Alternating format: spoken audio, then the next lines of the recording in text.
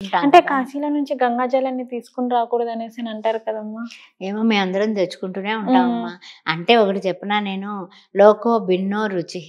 హ్మ్. మనం పవిత్రతతో భావిస్తాము. అవును. గంగాజలం తెచ్చుకుంటున్నాము.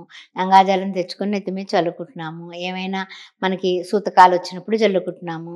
ఏమన్నా ముట్టుకోని విషయాలకి వచ్చినప్పుడు చల్లుకుంటున్నాము. మన మనస్సులో పవిత్రత ఉంది. మన ఆలోచనలో పవిత్రత ఉంది. అంతా కూడా శివార్పణం అనుకోవడమే. అంతకన్నా ఇంక వేరే ఏం లేదు. అందువల్ల కాశీలో మరణించిన వాళ్ళకి శివలోకం అవాప్నోతి అని చెప్పబడింది శివపురాణంలో. కాబట్టి తప్పనిసరిగా కొంతమంది ఇదివరకు కాశీకి వెళ్ళిన వాడు కాటికి వెళ్ళిన వాడు అని ఒక శాస్త్రం కూడా వచ్చింది. ఎందుకంటే కనుక పాపం ఏం నడిచి నడిచి నడిచి నడిచి ఆ కాశీకి వెళ్ళేవాళ్ళు. అప్పుడు వాళ్ళు ప్రాణాలు కాస్త డమాలంటే కనుక అమ్మాయ ముక్తి పొందేశారు వాళ్ళు. మన వాళ్ళు ఇంక వాళ్ళ నుంచి ఇంకేరు ఇప్పుడే ఉత్తరాలు లేవుగా అప్పట్లో.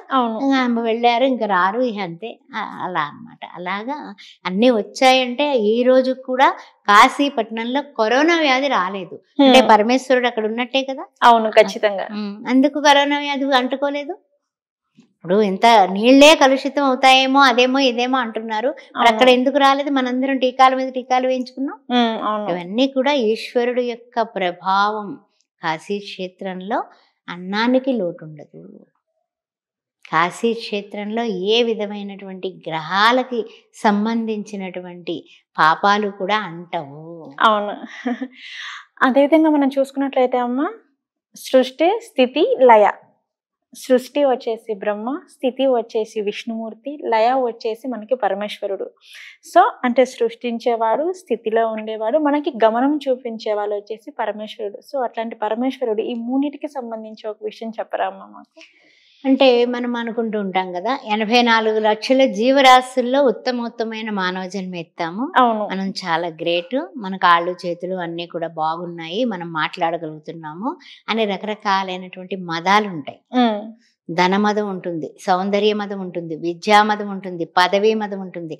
అలా అష్టమదాలు, అహంకారాలు ఉంటాయి. నేను చెప్పింది కరెక్ట్ అని మనం భుజం మీద మనమే శబాష్ అనుకుంటూ ఉంటాం. కానీ నేను నడిపించేవాడు ఆత్మస్వరూపుడుగా ఉన్నాడు పరమేశ్వరుడు. ఆ విషయాన్ని నువ్వు మర్చిపోకు.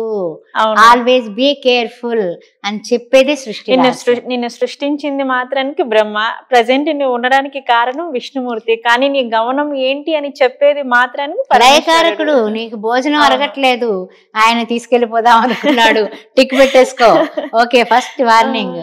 ఓకే, నీకు వేరే విసర్జిత అవయవాలు పని చేయట్లేదు, యమధర్మరాజు కూర్చున్నాడు, ఆయన ఆజ్ఞ ప్రకారమే, ఈశ్వరుడు ఆజ్ఞ ప్రకారమే, రైట్ పెట్టుకో. మనకు ఉంది కదమ్మా సామెత కూడా, శివుని ఆజ్ఞ లేనిదే మనకి చీమ కూడా కుట్టదు అని చెప్పేసి. అది అందుకని మనము ప్రతి నిమిషము కూడా, చీమ కూడా చక్కగా, చీమ అన్నారు కాబట్టి గుర్తొచ్చింది, చీమ కూడా శివుడాజ్ఞతో చేస్తుంది.